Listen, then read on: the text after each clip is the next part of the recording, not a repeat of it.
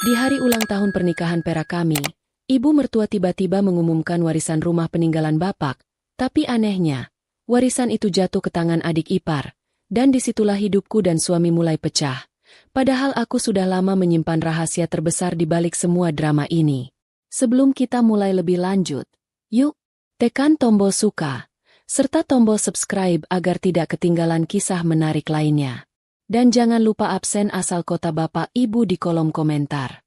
Semoga rezeki kita semua dilancarkan, kesehatan kita diberkahi, dan keluarga kita selalu harmonis dalam lindungannya. Amin. Aku ingat betul aroma gulai kambing yang menyelimuti ruang tengah hari itu. Udara di rumah Ibu Rina, mertuaku, selalu terasa hangat, seperti selimut tebal di musim hujan. Ini adalah acara syukuran kecil, merayakan ulang tahun pernikahan perak Agung, suamiku, dan aku. Tentu saja, acara seperti ini selalu menjadi panggung bagi Agung. Ia duduk tegak di sofa, menerima pujian dan sanjungan dari bibi-bibi dan paman-paman. Agung memang punya pesona yang sulit ditolak, seorang putra sulung yang sukses di mata dunia. Meski di rumah ia sering lupa meletakkan kaus kakinya di tempat yang benar. Aku sendiri sibuk mondar-mandir antara dapur dan ruang tamu, memastikan semua hidangan lengkap dan tamu terlayani. Tugas seperti ini sudah mendarah daging. Aku selalu memilih berada di bayangan, membiarkan Agung bersinar. Itu caraku menjaga kedamaian, meskipun terkadang punggungku rasanya mau patah saking lelahnya. Saat melintas, aku melihat Bima, adik iparku, sedang asyik bermain catur dengan Pak Dewawan di sudut. Bima itu kebalikan Agung. Ia pendiam, pekerjaannya sederhana sebagai guru honorer, dan selalu tampak kikuk setiap kali dipuji. Tapi, mata Bima menyimpan ketenangan yang langka, seperti danau yang sangat dalam. Kami jarang bicara banyak, tapi kami berbagi banyak hal tanpa kata, terutama soal menjaga Ibu Rina. Maya, kamu ini kayak pengantin baru, masih energik banget loh. Celetuk Tante Yuni, yang kemudian menyikut suaminya. Coba lihat suami kamu, Mas. Sudah kayak karung beras. Aku tertawa kecil, tawa yang sedikit dipaksakan, lalu menyajikan sepiring besar kerupuk udang di meja. Agung menoleh, melemparkan senyum bangga padaku, seolah aku adalah trofi utamanya. Dia benar-benar menikmati perhatian itu. Saat semua orang selesai makan dan perut terasa penuh, sampai-sampai terdengar dengkuran samar dari Paman Harto, Ibu Rina berdeham, meminta perhatian. Semua mata tertuju pada beliau. Ibu Rina adalah tipe wanita Jawa sejati. Tutur katanya lembut, tapi setiap perkataannya adalah hukum. Beliau duduk di kursi kayu jati yang selalu didudukinya, didampingi oleh Agung di sisi kanan dan Bima di sisi kiri. Alhamdulillah, hari ini kita kumpul. Senang sekali melihat anak-anakku semua sehat. Ujar Ibu Rina. Suaranya terdengar sedikit bergetar, membuat perasaanku tiba-tiba tidak enak. Aku berhenti mengelap meja dan berdiri di ambang pintu dapur. Usia Agung dan Maya ini sudah seperempat abad. Bukan waktu yang sebentar. Ibu bangga dengan kalian berdua. Agung mengangguk. Dadanya membusung. Tentu saja, ia mengharapkan pujian. Mungkin juga sedikit amplop tebal sebagai hadiah tambahan. Tapi, kalimat Ibu Rina selanjutnya adalah bom waktu yang meledak tanpa peringatan. Mengingat usia ibu yang sudah tua, ibu ingin menyelesaikan urusan warisan. Lanjut beliau, matanya menatap lurus, tapi tidak ke arah Agung, melainkan ke lantai. Rumah ini, satu-satunya yang ibu punya, peninggalan almarhum bapak, ibu putuskan akan ibu berikan dan serahkan sepenuhnya kepada Bima. Suasana mendadak dingin. Seolah pendingin ruangan dihidupkan ke suhu paling rendah. Tidak ada yang bersuara. Suara yang terdengar hanyalah gesekan kursi kayu saat Bima, yang kaget, sedikit mundur. Agung, yang duduk persis di sebelah Ibu Rina, membeku. Senyum bangga yang menghiasi wajahnya semenit lalu langsung menghilang, digantikan oleh kerutan bingung yang dalam. Aku merasakan jantungku berdetak sangat cepat. Aku tahu. Aku sudah lama tahu rencana ini, tapi mendengarnya diucapkan di depan umum, dengan cara yang begitu terbuka, tetap saja terasa menyakitkan. Aku menatap Bima. Ia menunduk, Wajahnya pucat pasi, seolah warisan itu adalah beban yang sangat berat, bukan hadiah. Maaf, Bu? Maksud Ibu bagaimana? Agung akhirnya bicara. Suaranya rendah, terlalu rendah. Itu bukan suara Agung yang percaya diri.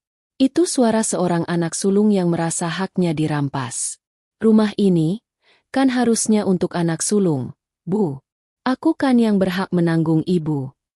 Agung tidak melanjutkan kalimatnya, karena Ibu Rina mengangkat tangannya. Gerakan sederhana yang menghentikan semua protes. Ibu sudah memikirkannya matang-matang. Nak, ini keputusan Ibu.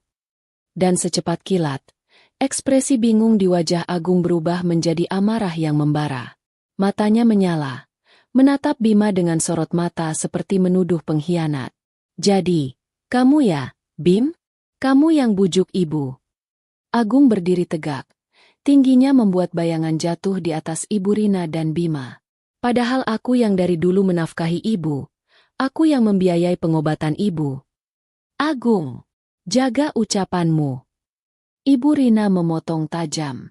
Ini kali pertama aku mendengar Ibu Rina menggunakan nada sekeras itu pada putranya. Aku tidak bohong, Bu. Aku anakmu yang sukses. Aku yang punya kedudukan. Apa Bima bisa mengurus rumah sebesar ini? Apa dia mampu? Dia cuma guru honorer, Bu. Suara Agung meninggi. Ia tidak peduli lagi dengan para tamu yang kini melihat ke arah mereka dengan tatapan campuran kasihan dan rasa ingin tahu. Di tengah kekacauan itu, aku melihat Tante Yuni berbisik ke suaminya sambil melirik ke arahku. Aku tahu apa yang ada di pikiran mereka. Istri Agung pasti yang jadi biang kerok. Atau Maya pasti pelit, makanya Ibu Rina kasih ke Bima. Aku sudah terbiasa menjadi sasaran bisikan. Gini loh, Bu, kalau Ibu memang mau membagi, ya dibagi 2 saja. Kenapa harus semua ke Bima? Kenapa, Bu? Agung mendesak. Atau jangan-jangan, Maya yang suruh Ibu ya? Bilang aku ini pelit, tidak perhatian. Iya kan, Bu? Saat namaku disebut, dengan tuduhan yang sama sekali tidak benar, aku merasa darahku mendidih. Aku ingin maju, menjelaskan, membela diri. Tapi, aku melihat sorot mata Ibu Rina. Beliau menggeleng pelan, memberi isyarat padaku untuk tetap diam. Aku menelan semua kata yang sudah siap kulumatkan. Aku memilih menatap Agung, membiarkan kemarahannya menguap di udara. Aku tahu dia bicara karena rasa sakit, bukan karena kebencian. Agung selalu menganggap dirinya yang terbaik, dan penolakan terbuka dari ibunya ini menghancurkan harga dirinya. Agung, sudah. Jangan membuat keributan di hari bahagia kita, kataku akhirnya, berusaha sesantai mungkin, meskipun tanganku menggenggam erat serbet dapur. Hari bahagia apa? Mei, kamu tidak lihat? Ibuku sendiri menolakku. Memberikan hakku pada adikku yang bahkan tidak bisa mengurus dirinya sendiri. Agung menunjuk Bima yang masih menunduk. Disinilah letak ironi terbesar yang membuatku ingin tertawa. Tawa yang pahit. Bima yang tidak bisa mengurus dirinya sendiri? Justru Bimalah yang selama ini menjadi tonggak diam bagi Ibu Rina. Bima yang diam-diam mengganti genteng bocor di belakang saat Agung sibuk dengan rapat direksi. Bima yang mengantar Ibu Rina ke dokter setiap 2 bulan sekali, karena Agung selalu bilang, aku ada meeting penting, aku transfer uangnya saja, ya. Aku melihat Tante Yuni mencoba menenangkan Agung. Sudah, Gung. Mungkin ada maksud lain Ibu Rina. Maksud lain apa, Tante? Maksud lain kalau Ibu lebih sayang Bima? Iya. Agung mencengkeram bahu Bima. Jawab, Bim. Kamu ngomong apa ke Ibu? Hah? Bima akhirnya mengangkat wajahnya, tapi matanya bertemu dengan mataku. Dalam pandangannya, aku melihat permohonan agar aku tetap diam. Bima tidak akan membela diri, karena ia terikat janji yang sangat rahasia. Sudah, Mas Agung, jawab Bima pelan, suaranya nyaris berbisik. Ini keputusan Ibu. Aku cuma menerima amanah. Amanah? Amanah apa? Warisan itu hakku. Aku anak sulung. Agung berteriak. Kerumunan tamu mulai panik. Beberapa bibi sudah mengambil tas mereka. Siap pulang. Momen jeda yang aku butuhkan datang dari sudut yang paling tidak terduga. Paman Harto, yang tadinya tertidur pulas, terbangun karena suara keras Agung. Dia mengucek mata, melihat keributan. Lalu dengan suara serak khas orang bangun tidur, dia berujar. Wah, sudah mau bagi warisannya? Jangan lupa, sisa gulai kambingnya bungkuskan aku. Nanti malam lapar lagi. Semua mata menatap Paman Harto. Keheningan sesaat muncul, membuat sebagian orang, termasuk aku, menahan tawa kecil. Itu cukup untuk meredakan ketegangan sepersekian detik. Ibu Rina mengambil kesempatan itu. Sudah. Ibu bilang sudah. Ibu Rina berdiri. Wajahnya lelah. Keputusan ibu sudah final. Sekarang bubar. Maya, tolong bereskan sisa makanan. Agung tampak seperti patung. Ia mengambil kunci mobilnya dari meja, bahkan tanpa menatap Ibu Rina lagi. Ia menatapku, tatapannya penuh tuduhan, seolah aku adalah dalang dari semua drama ini. Pulang. Sekarang, katanya dingin, lalu berbalik dan berjalan keluar, membanting pintu dengan keras. Aku mengambil tasku, mengucapkan terima kasih dan maaf kepada Ibu Rina tanpa suara. Beliau hanya mengangguk, matanya basah. Bima mengejarku hingga ke teras. Maaf, Mbak, bisik Bima. Tolong jangan katakan apa-apa pada Mas Agung. Belum saatnya. Aku menatap Bima. Aku sudah menjaga rahasia ini selama bertahun-tahun. Janji yang aku buat pada Ibu Rina. Dan sekarang, demi janji itu, rumah tanggaku berada di ambang kehancuran.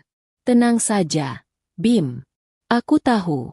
Tapi, aku tidak akan selamanya diam, jawabku, sebelum bergegas masuk ke mobil. Perjalanan pulang terasa seperti berjalan di atas pecahan kaca. Agung mengemudi dengan kecepatan tinggi, dan suasana di mobil sangat mencekam. Tidak ada musik, tidak ada pembicaraan. Hanya ada deru mesin dan napas Agung yang berat. Begitu sampai di rumah, Agung langsung melempar kunci mobil ke meja. Dia tidak repot-repot menyalakan lampu, membiarkan kami berdua diselimuti kegelapan yang samar. Aku tahu, Mei, kata Agung, suaranya serak. Aku tahu kamu yang ada di balik ini semua. Aku menyalakan lampu ruang tamu. Cahaya tiba-tiba menerangi wajah Agung, yang kini tampak kelelahan dan penuh kebencian. Aku, apa maksudmu? Tanyaku pelan, berusaha menahan emosi yang siap meledak. Kamu cemburu karena ibu selalu menganggapku lebih baik dari Bima, kan? Kamu benci karena ibu selalu memujiku. Lalu kamu racuni pikiran ibu. Kamu bilang aku sombong, aku pelit. Iya, kan? Tuduhnya. Langkahnya mendekatiku. Aku tidak tahu harus tertawa atau menangis. Racun? Setelah semua pengorbanan yang kulakukan, aku hanya bisa menatapnya. Aku tidak bilang apa-apa, Gung. Kataku, itu kebenaran. Tapi itu bukan keseluruhan kebenaran. Diamu itu jawaban.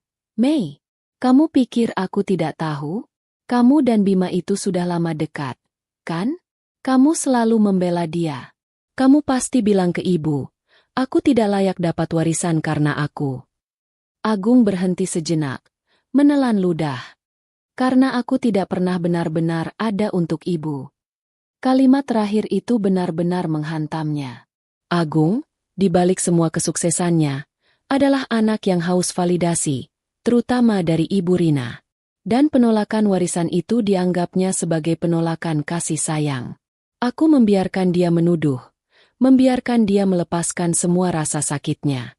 Aku tahu, jika aku mengungkapkan kebenaran sekarang, itu tidak hanya akan menghancurkan Agung, tapi juga merusak reputasi Ibu Rina. Dan aku telah berjanji untuk melindunginya. Aku berjalan ke kamar, meletakkan tasku. Aku menoleh ke belakang, melihat Agung masih berdiri di tengah ruang tamu, tampak kecil dan rapuh dalam kegelapan yang menyelimutinya. Terserah kamu mau menuduh apa, Gung, kataku tanpa ekspresi. Tapi, aku tidak pernah melakukan apapun untuk membuat ibu membencimu. Lalu, aku masuk ke kamar, menutup pintu perlahan. Aku duduk di tepi tempat tidur, mengambil ponselku. Ada pesan masuk dari Ibu Rina. Hanya satu kalimat. Terima kasih, Nak. Ibu sayang kamu. Aku menghela napas panjang. Aku menatap kalender di dinding. Aku sudah menetapkan batas waktu. Sebentar lagi, semua rahasia ini akan terungkap. Tapi, aku harus menunggu waktu yang tepat. Waktu di mana Agung siap menghadapi kenyataan pahit tentang dirinya. Dan tentang alasan kenapa warisan itu harus jatuh ke tangan Bima. Di balik pintu, ku dengar suara barang pecah. Agung masih melampiaskan amarahnya. Dan aku hanya diam, memegang rahasia keluarga ini erat-erat. Seolah itu adalah jembatan rapuh yang menghubungkan kami semua. Aku harus menjaga rahasia ini sampai saatnya tiba untuk aku menghancurkannya. Aku menutup pintu kamar. Tapi suara barang pecah di ruang tamu masih bisa kudengar. Bunyi itu bukan sekadar cangkir atau vas yang jatuh. Itu adalah bunyi harga diri Agung yang retak berkeping-keping. Aku tahu Agung sangat sensitif soal statusnya sebagai anak sulung yang berhasil. Baginya, warisan bukan sekadar aset. Warisan adalah pengakuan resmi dari ibunya bahwa ia adalah yang terbaik, yang paling disayangi, yang paling mampu. Ketika pengakuan itu diberikan pada Bima, ia merasa dicabut dari akar kehormatan. Aku duduk di tepi kasur, membiarkan tubuhku rileks sejenak setelah hari yang melelahkan. Aku bisa saja melawan. Aku punya semua kartu untuk membungkam Agung, bahkan membuatnya berlutut meminta maaf. Tapi, itu akan mengorbankan rahasia Ibu Rina. Aku sudah berjanji, dan bagi orang seperti aku, janji adalah nafas. Jadi, aku memilih diam, membiarkan badai itu berlalu, meski harus basah kuyup oleh tuduhannya. Beberapa menit berlalu. Suara di luar mereda. Keheningan yang menggantikan amarah itu jauh lebih menakutkan. Seperti jeda sebelum badai yang lebih besar datang. Aku tahu Agung akan masuk ke kamar sebentar lagi. Dan kali ini, ia tidak akan berteriak. Ia akan bicara dengan suara yang lebih menusuk. Suara seorang suami yang merasa dikhianati oleh istrinya sendiri. Pintu kamar terbuka pelan. Agung masuk tanpa menyalakan lampu. Hanya mengandalkan cahaya rembulan yang masuk lewat jendela. Ia berjalan ke lemari, mengambil baju kaos bersih, lalu duduk di kursi seberang tempat tidur. Ia tidak mandi. Ia hanya diam, memandangiku dalam kegelapan. Kamu tahu, Mei, ia memulai. Suaranya sangat tenang. Terlalu tenang, seperti air yang mendidih di dalam teko. Sejak kita menikah, Ibu Rina itu selalu membandingkan kita. Tapi, dia selalu menempatkan aku di atas. Dia selalu bangga sama anak sulungnya yang sukses. Aku tidak menjawab. Aku hanya menatap lantai. Aku tahu kamu tidak suka itu. Aku tahu kamu merasa Bima itu lebih pantas dipuji karena dia tulus, tidak sombong. Katanya, aku tahu kamu selalu membelanya setiap kali aku kritik pekerjaannya sebagai guru honorer. Napas Agung tercekat. Tapi, ini rumah, Mei. Ini peninggalan Bapak. Kenapa Ibu bisa melakukan ini padaku? Aku ingin sekali memeluknya saat itu. Aku ingin bilang, sayang, ini bukan tentang kamu. Ini tentang utang, tentang menyelamatkan masa depan Ibu Rina. Tentang kesalahpahaman besar yang kamu ciptakan sendiri. Aku ingin katakan semua itu. Tapi, aku hanya bisa menggenggam tanganku sendiri, mengingat janji yang kubuat di ranjang rumah sakit belasan tahun lalu. Agung berdiri, berjalan mendekat. Ia tidak menyentuhku, hanya berdiri di depanku, membuat bayangannya menaungiku sepenuhnya. Jawab aku, Mei, kamu bisikan apa ke ibu? Ia bertanya lagi. Kali ini nadanya lebih mendesak. Kamu bilang aku kurang memberi? Kamu bilang aku sibuk urusan kantor saja sampai lupa ibu sakit? Kamu pasti cerita soal malam itu, kan? Malam itu. Malam ketika aku harus membawa Ibu Rina ke UGD sendiri, karena Agung sedang asyik bermain golf dengan klien penting. Aku tidak pernah menceritakan detailnya pada siapapun. Tapi Agung selalu dihantui rasa bersalah atas kelalaiannya itu. Aku tidak pernah memanfaatkan rasa bersalahmu, Gung. Jawabku, suaraku nyaris berbisik. Aku memilih setiap kata dengan hati-hati. Aku tidak pernah menceritakan kelemahanmu pada ibu. Agung tertawa. Tawa hampa yang tidak sampai ke matanya. Omong kosong. Ibu itu tidak pernah menolakku. Tidak pernah. Kecuali ada yang membuat dia berpikir aku ini bajingan. Ini bukan cuma soal warisan. Ini soal cinta. Agung sangat membutuhkan cinta ibunya. Dan kini, ia merasa Ibu Rina telah mencabut cinta itu, menggantinya dengan penolakan paling telak yang ia terima seumur hidupnya. Dan ia butuh kambing hitam. Aku, sang istri yang sudah 25 tahun mendampinginya, adalah sasaran empuk. Aku, yang selalu terlihat akrab dengan Bima. Aku, yang selalu memimpin doa keluarga di saat Agung sibuk dengan ponselnya. Aku sudah memberimu segalanya. Mei, rumah mewah ini, mobil bagus, liburan ke luar negeri. Semua untukmu. Kenapa kamu malah menusukku dari belakang? Aku tidak menusukmu, Gung. Lalu kenapa kamu diam? Kenapa kamu tidak membela aku di depan ibu? Kenapa kamu membiarkan Bima menerima semua itu tanpa ada protes darimu? Agung mundur 2 langkah. Ekspresi di wajahnya kini berubah menjadi kekecewaan yang mendalam. Kamu tidak sayang aku lagi, ya? Kamu lebih suka Bima mendapatkan rumah itu daripada aku. Aku memejamkan mata. Aku tahu, jika aku mengungkapkan semua sekarang, Agung akan terluka parah. Tapi, dia juga menyakitiku dengan tuduhannya yang tak berdasar. Aku sudah lelah. Lelah menjadi orang yang selalu harus menanggung beban emosi semua orang. Aku diam karena aku menghormati keputusan Ibu Rina, kataku tegas. Ini adalah kebenaran, tapi lagi-lagi, kebenaran yang tidak lengkap. Menghormati? Atau menertawakan penderitaanku? Agung mengambil bantal dari sofa kecil di sudut, melemparkannya ke lantai. Aku akan tidur di kamar tamu. Aku tidak mau melihatmu malam ini. Ia berbalik, berjalan menuju pintu, lalu berhenti.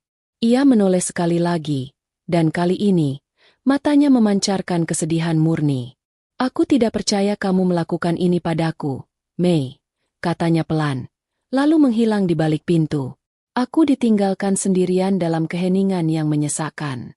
Malam itu terasa sunyi, tapi di dalam kepalaku, rasanya seperti pasar yang ramai dengan ribuan pikiran yang saling bertabrakan. Aku merasakan air mata panas menetes di pipiku. Aku bukan menangisi tuduhan Agung. Aku menangisi betapa rapuhnya dia di balik semua kesuksesannya. Dan aku menangisi janji yang harus kulaksanakan, meski harus mempertaruhkan rumah tanggaku. Aku memutuskan untuk bangkit. Aku menyalakan lampu kamar. Dan tiba-tiba semuanya terasa lebih jelas. Aku berjalan ke lemari, bukan untuk mengambil baju tidur, tapi untuk mencari sebuah kotak kayu kecil yang tersimpan jauh di balik tumpukan kain. Kotak itu berisi kenangan dan bukti. Aku membukanya. Di dalamnya, ada surat wasiat lama yang direvisi, beberapa kwitansi pembayaran utang, dan yang terpenting, rekaman suara kecil. Aku memutar sedikit rekaman itu. Suara Ibu Rina yang lembut terdengar. Tolong, Nak, jangan sampai Agung tahu soal utang-utang itu. Dia akan menyalahkan dirinya sendiri. Rumah ini harus diselamatkan, dan hanya Bima yang bisa Ibu percaya untuk memegang amanah ini. Aku mematikan rekaman itu. Ini adalah kebenaran yang kusimpan sendirian selama setahun terakhir. Utang besar yang ditanggung Ibu Rina ternyata adalah utang lama perusahaan Agung yang macet saat krisis moneter belasan tahun yang lalu. Utang yang ditebus Ibu Rina diam-diam dengan menjaminkan sertifikat rumah peninggalan Bapak.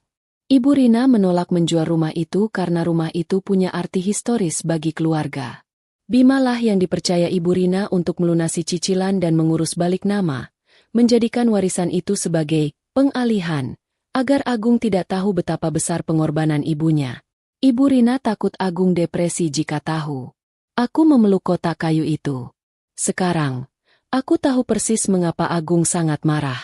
Ia bukan hanya kehilangan rumah, tapi ia kehilangan citra dirinya sebagai anak berbakti dan pahlawan keluarga. Ironisnya, ia adalah sumber masalah yang kini harus disembunyikan. Aku tahu, diamku malam ini akan membuat Agung semakin marah dan curiga. Tapi, Aku tidak bisa mengungkapkannya di tengah amarahnya.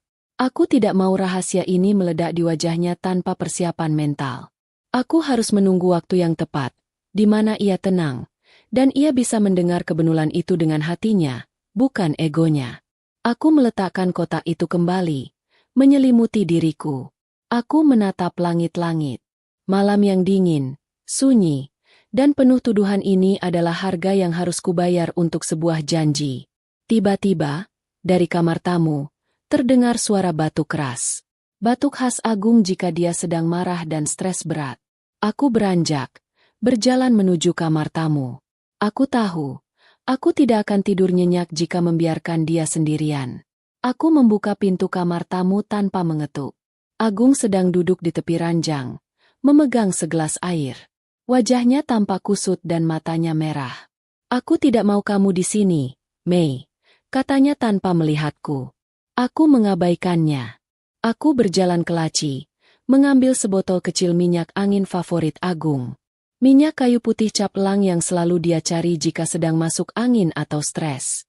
Ini, oleskan di pelipismu, kataku, menyodorkan minyak angin itu. Agung menepis tanganku, membuat botol kecil itu jatuh ke lantai. Aku bilang, aku tidak butuh perhatianmu. Sekarang, keluar. Aku membungkuk, mengambil botol itu. Aku membuka tutupnya, dan tanpa berkata apa-apa lagi, aku mengambil bantalnya, membalikkan sisinya yang dingin, lalu mengoleskan sedikit minyak kayu putih di sarung bantal, persis di tempat ia biasa meletakkan kepalanya. Aku tidak melihat matanya. Aku hanya melakukan apa yang harus kulakukan, seperti seorang istri yang sudah 25 tahun tahu kebiasaan suaminya. Setelah selesai, aku berbalik dan berjalan menuju pintu. Aku akan membuatkan teh hangat untukmu.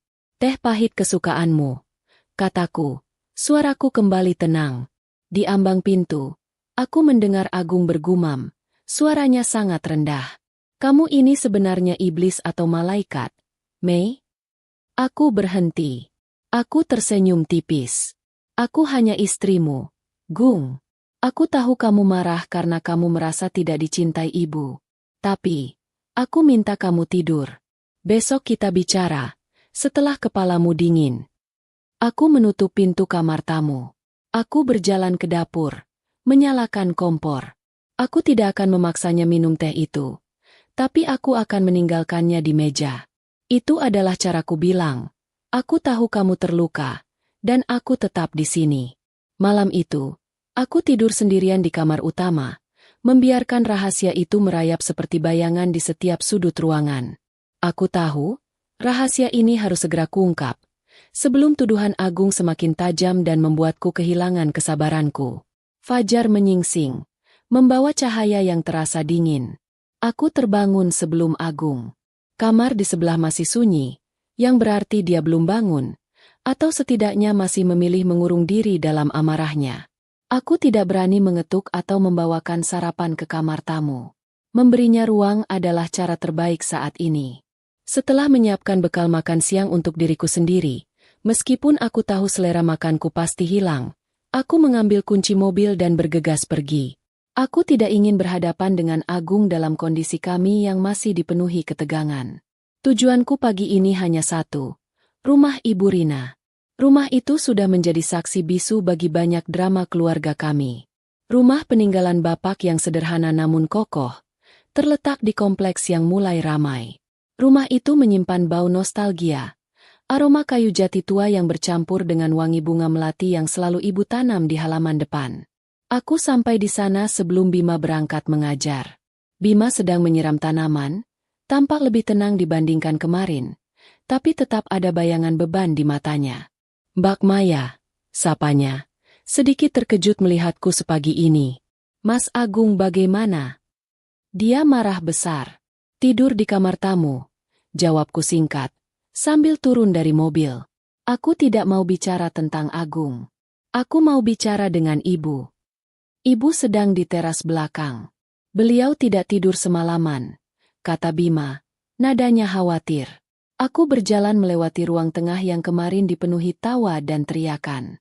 Kini, ruangan itu hening, seolah memendam malu atas insiden kemarin. Aku melihat kursi kayu jati tempat Ibu Rina duduk. Pandanganku beralih ke dinding di samping kursi itu. Tempat tergantung sebuah foto lama yang sudah kekuningan. Foto itu adalah kunci. Itu foto Agung saat usianya sekitar 8 tahun. Kurus, dengan kepala pelontos akibat kemoterapi. Foto itu diambil tepat 15 tahun yang lalu. Aku masih ingat saat pertama kali melihat foto itu. Hatiku terasa tertusuk. Aku berhenti di depan foto itu, tenggelam dalam ingatan. Aku mundur 15 tahun ke belakang. Saat itu, aku dan Agung baru menikah 2 tahun. Kami adalah pasangan muda yang penuh semangat. Agung baru merintis perusahaan kecilnya, dan aku bekerja sebagai guru TK. Kami memang belum punya banyak uang, tapi cinta kami melimpah. Suatu sore yang cerah, Agung mengeluh sakit kepala hebat. Kami membawanya ke dokter, yang kemudian merujuknya ke rumah sakit spesialis di luar kota. Semuanya terasa seperti mimpi buruk saat dokter mengucapkan diagnosis itu. Agung mengidap penyakit yang ganas, membutuhkan serangkaian pengobatan intensif yang mahal dan segera. Dunia kami runtuh. Agung, yang selalu optimis, langsung lemas. Bagaimana, Mei? Kita tidak punya uang sebanyak itu. Lirih Agung saat itu, di kamar rumah sakit. Perusahaan Agung baru berjalan. Tabungan kami nyaris nihil. Aku melihat Ibu Rina, yang saat itu berdiri di samping Agung. Wajahnya pucat, tapi matanya memancarkan tekad baja. Jangan khawatir, nak, ujar Ibu Rina. Ibu yang akan urus semuanya. Kamu fokus sembuh. Dan Ibu Rina benar-benar mengurus semuanya. Ia menjual perhiasan emas peninggalan bapak. Ia menjual sawah kecil yang ia warisi di kampung.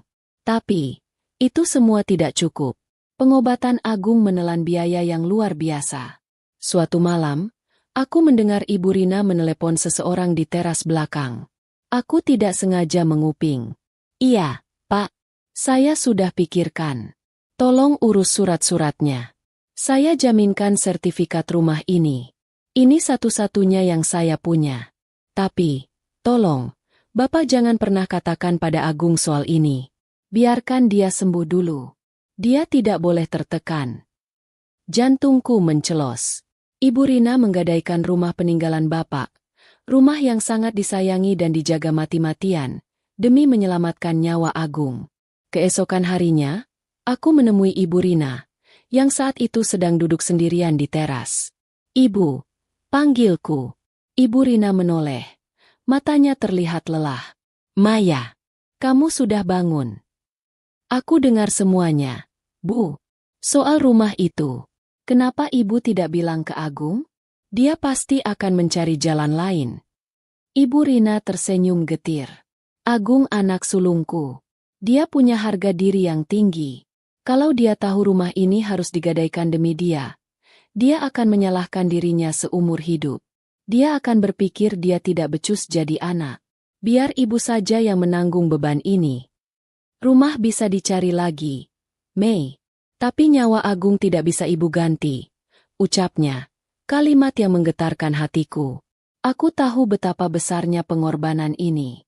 Ibu Rina menanggung utang besar, menjaminkan satu-satunya aset berharga, dan ia membiarkan Agung hidup dalam ketidaktahuan. Membiarkan Agung berpikir ia sembuh karena usahanya sendiri. Aku saat itu hanya bisa berjanji. Aku akan bantu ibu. Aku akan jaga rahasia ini, Bu. Aku janji.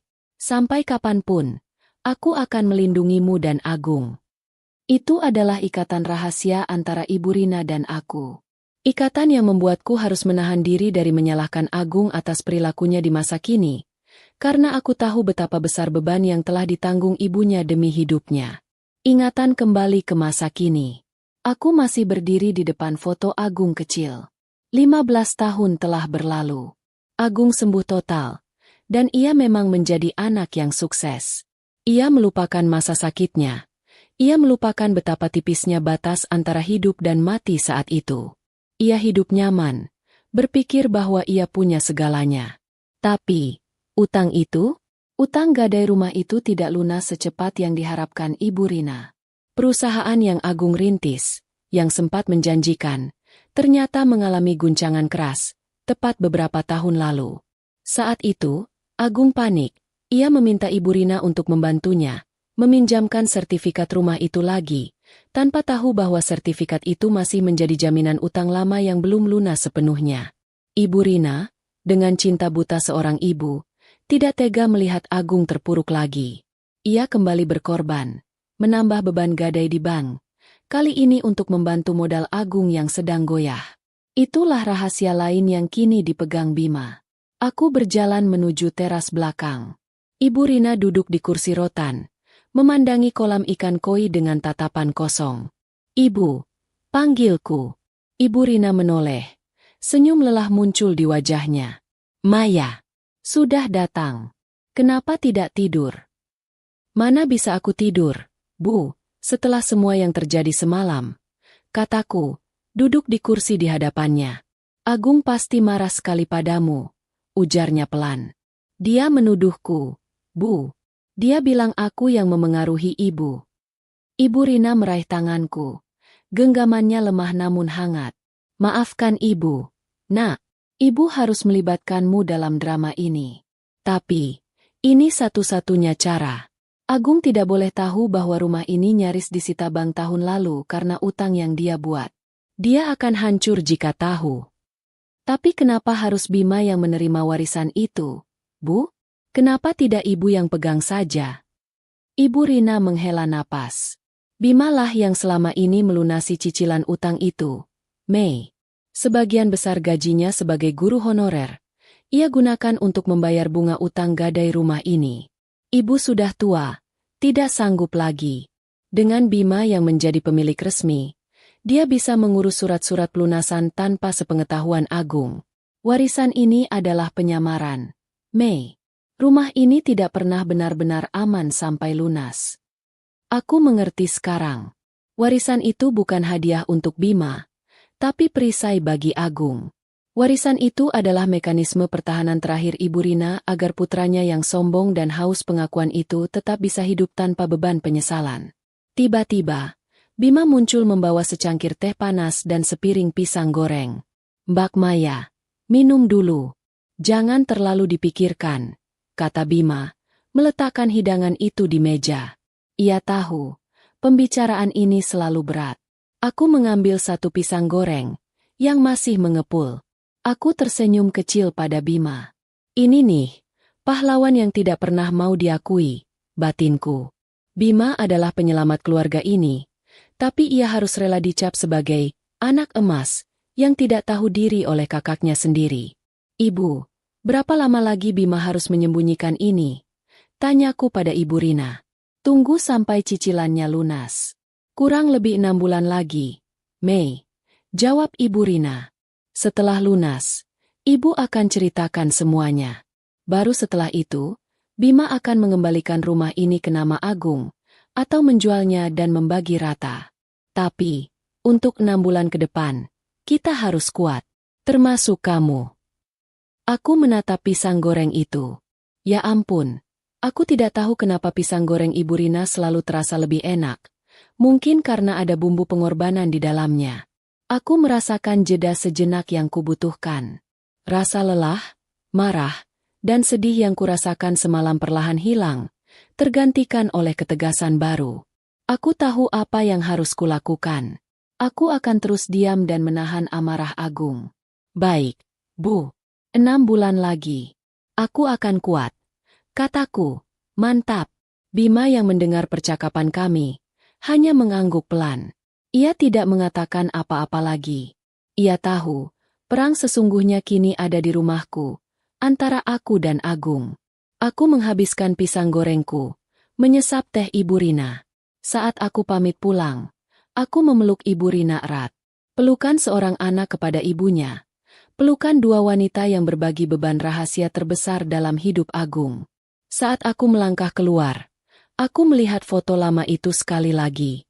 Aku tersenyum. Agung tidak tahu bahwa ia hidup hari ini karena rumah itu digadaikan. Dan ia tidak tahu bahwa ia masih memiliki rumah di masa depan, karena rumah itu diwariskan pada Bima sebagai amanah pelunasan. Aku masuk ke mobil. Aku harus pulang, menghadapi Agung, dan memulai kembali sandiwara, istri pengkhianat, yang ia tuduhkan. Tapi, kali ini, aku punya kekuatan baru. Aku tahu bahwa setiap tuduhan Agung adalah bukti cintanya yang buta, dan setiap diamku adalah bukti pengorbanan terbesarku. Aku tiba di rumah pada pukul 9 pagi. Mobil Agung masih terparkir di garasi, sebuah pertanda buruk. Dia pasti masih ada di kamar tamu, merenungkan nasibnya yang malang dan menyusun daftar tuduhan baru terhadapku. Aku mengunci pintu dengan sangat pelan, mencoba menghindari konfrontasi pagi. Saat aku sedang menggantung kunci di rak dekat pintu, ponselku bergetar. Sebuah pesan dari Bima. "Mbak, aku perlu bicara. Ada surat penting dari ibu yang harus Mbak lihat. Aku tunggu di kafe dekat taman kota. Jam 11. Aku menghela napas. Tentu saja. Ibu Rina tidak akan membiarkan kami berdua, orang yang paling dipercaya, buta sepenuhnya. Aku membalas singkat. Oke, hati-hati. Aku segera berjalan ke dapur, menyeduh kopi hitam untuk diriku sendiri. Aku perlu kafein sebelum memulai drama harian. Saat aku berdiri di depan kompor, tiba-tiba Agung muncul. Ia berdiri di ambang pintu dapur. Wajahnya sembab dan rambutnya berantakan. Ia mengenakan piyama yang sama seperti semalam. "Kemana kamu tadi, Mei?" tanyanya. Suaranya parau. "Ke pasar. Cari bumbu gulai yang habis," jawabku sekenanya, tanpa menoleh. Itu adalah kebohongan kecil yang sempurna, karena memang stok bumbu gulai kami sudah menipis. "Bohong," katanya dingin. "Pasti kamu ke rumah ibu, kan? Mau merayakan kemenanganmu bersama Bima." Aku akhirnya menoleh. Aku menatap matanya yang merah karena kurang tidur. "Kalaupun aku ke sana, apa urusanmu? Lagi pula, aku ini istrimu, Gung. Jangan perlakukan aku seperti penjahat." "Kamu memang penjahat. Kamu yang membuat ibu memandangku seperti pecundang." Agung membanting pintu kulkas, yang untungnya kosong sehingga tidak menimbulkan suara pecahan kaca. "Aku tahu kamu iri. Kamu selalu bilang Bima itu lebih tulus. Sekarang, kamu dapat apa dari semua ini? Kamu dapat rumah itu juga, kan? Kamu jadi pemilik rahasia bersama dia." Aku hanya mendesah. Amarahnya benar-benar tidak akan mereda selama ia masih menganggap dirinya korban. "Aku tidak mendapatkan apa-apa, Gung. Aku hanya punya janji yang harus kutepati. Dan kamu, berhentilah menyalahkan orang lain atas rasa sakitmu sendiri." Agung ingin membalas, tapi aku langsung memotongnya. "Dengar, aku mau keluar sebentar. Kamu sarapan. Aku sudah siapkan nasi goreng di panci. Aku tidak mau tahu kamu masih marah atau tidak.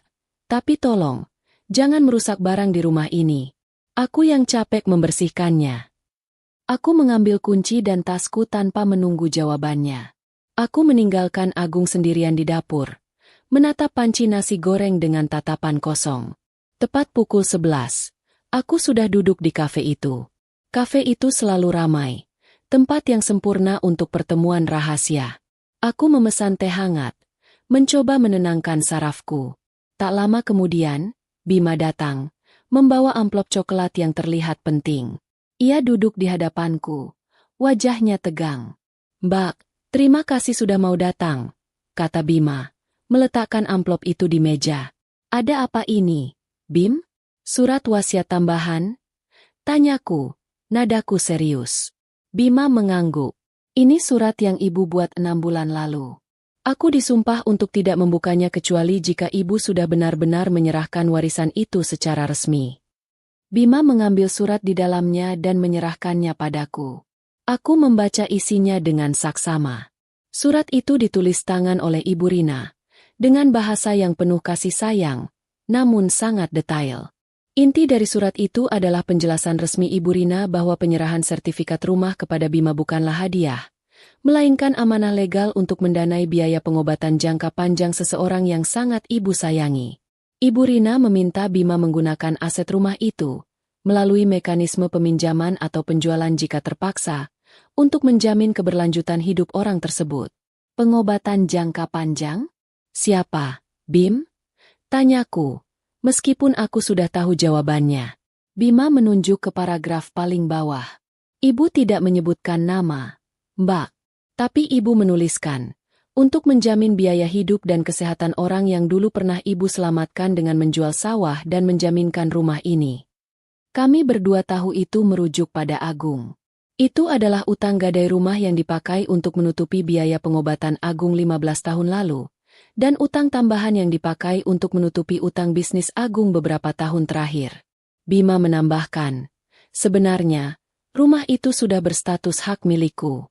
Tapi, jika aku menjualnya, uangnya harus langsung ditransfer ke rekening khusus untuk melunasi sisa utang dan mendanai asuransi kesehatan Agung di masa depan. Aku tidak bisa mengambil untung sepeser pun. Semua tertulis di sini. Warisan ini adalah penyamaran asuransi hidup yang sangat mahal. Aku merasakan kehangatan di mataku. Betapa besar cinta dan pengorbanan Ibu Rina. Ia rela dicap pilih kasih. Rela melihat kedua putranya bertengkar, demi menjaga harga diri Agung dan menjamin kehidupannya. Jadi, ini adalah jaminan, bukan hadiah, kataku, menghela napas lega. Kamu tidak akan kaya raya dari ini, Bim. Bima tersenyum tipis, senyum yang menunjukkan betapa lelahnya ia. Aku tahu, Mbak. Aku tidak pernah mau kaya raya dari pengorbanan ibu. Aku hanya ingin ibu tenang. Ia kemudian menceritakan detail yang lebih mengejutkan. Ternyata, utang terakhir yang dibuat Ibu Rina untuk membantu bisnis Agung ternyata jauh lebih besar dari yang kami duga.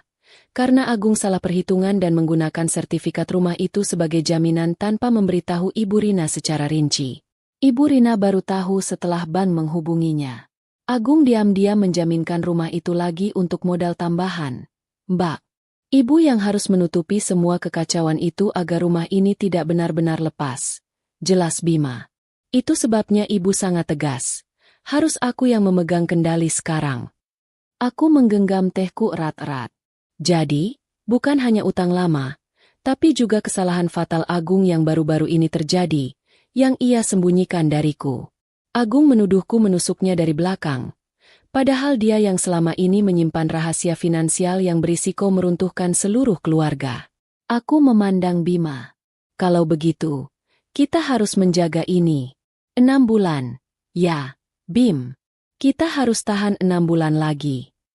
Bima mengangguk. Aku akan terus melunasi cicilannya. Aku sudah janji pada ibu. Aku merasa ada rasa persatuan yang kuat antara aku dan Bima. Kami berdua adalah penjaga rahasia.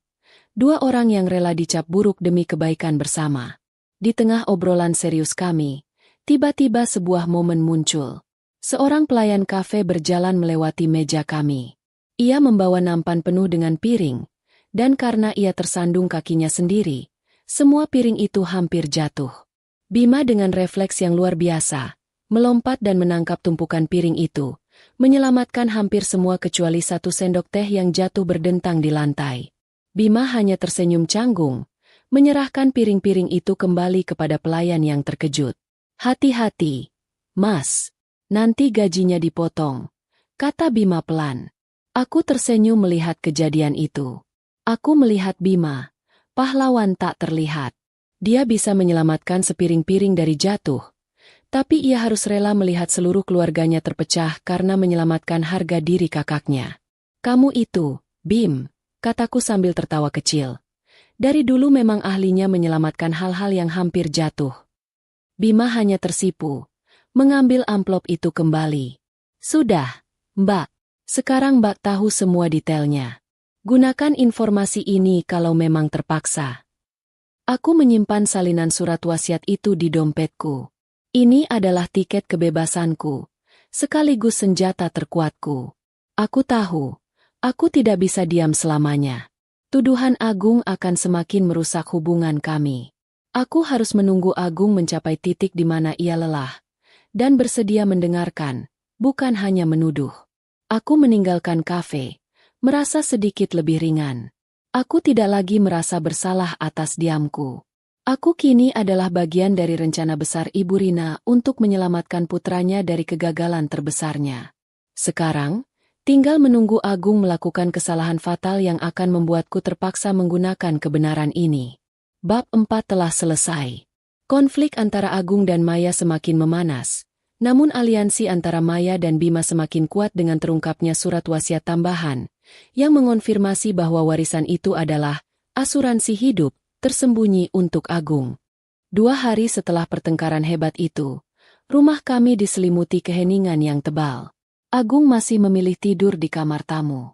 Ia pergi pagi-pagi sekali dan pulang larut malam, menghindari berpapasan denganku. Kami hidup seperti 2 orang asing yang kebetulan berbagi alamat rumah. Aku mencoba menjalani rutinitas seperti biasa, meskipun hatiku terasa berat. Aku tahu, Agung sedang mencari-cari celah untuk membenarkan amarahnya. Ia membutuhkan bukti bahwa aku dan Bima memang berkomplot melawannya.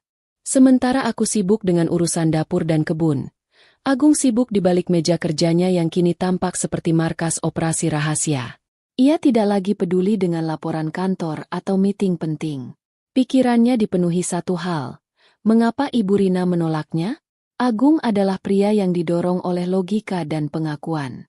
Keputusan Ibu Rina sama sekali tidak logis di matanya. Ia anak sulung. Ia yang secara finansial paling stabil. Kenapa ibu malah menyerahkan warisan itu kepada Bima yang jelas-jelas hanya guru honorer dengan penghasilan pas-pasan? Logika Agung hanya menemukan satu jawaban, pengkhianatan. Ia mulai mengacak-acak dokumen lama. Ia mencari surat-surat warisan yang pernah ia ketahui di masa muda, mencari dokumen pembagian harta yang dulu pernah dibahas bapak sebelum meninggal. Ia ingin membuktikan bahwa ia punya hak hukum atas rumah itu. Namun, semua dokumen itu sudah kedaluarsa atau tidak lagi relevan.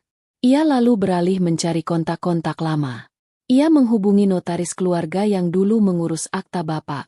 Ia mencoba menggali informasi dari paman dan bibi yang kemarin hadir di acara syukuran. Tapi, semua orang hanya memberikan jawaban samar. Takut terlibat dalam drama keluarga ini. Mungkin Ibu Rina punya alasan spiritual, Gung, kata Tante Yuni lewat telepon. Nadanya hati-hati.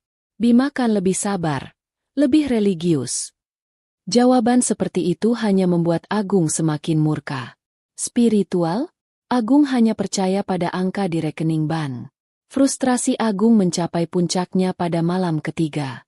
Saat aku sedang menonton sinetron di ruang keluarga, sebuah tontonan yang kumanfaatkan untuk meredakan stres, Agung keluar dari ruang kerjanya. Wajahnya kelelahan dan matanya tampak seperti tidak tidur berhari-hari. Ia membawa sebuah kotak kardus lusuh. "Mei, kamu ingat kotak ini?" tanyanya. Suaranya pelan dan serak. Aku melihat kotak itu. Kotak kenangan masa muda Agung. Kami jarang membukanya sejak pindah ke rumah ini. Kotak kenangan masa kita pacaran, kan? Jawabku. Bukan cuma itu, kata Agung, meletakkan kotak itu di meja. Aku mematikan televisi. Aku tahu, ini adalah momen yang ia butuhkan untuk melepaskan beban pikirannya. Meskipun ia masih enggan meminta bantuanku. Agung mulai mengeluarkan isinya. Surat-surat cinta yang sudah pudar, tiket bioskop lama, kartu ucapan dari teman-teman kuliah. Aku melihat senyum tipis di wajahnya saat ia memegang foto pertunangan kami. Kita bahagia sekali dulu, ya, gumamnya, lebih kepada dirinya sendiri. Aku mengangguk. Ya, kita melewati banyak hal bersama. Agung diam. Lalu, ia mengeluarkan tumpukan dokumen yang diselipkan di bagian bawah kotak. Dokumen-dokumen ini bukanlah surat cinta. Itu adalah dokumen kantor lamanya. Dokumen keuangan perusahaan kecilnya yang pertama kali ia rintis.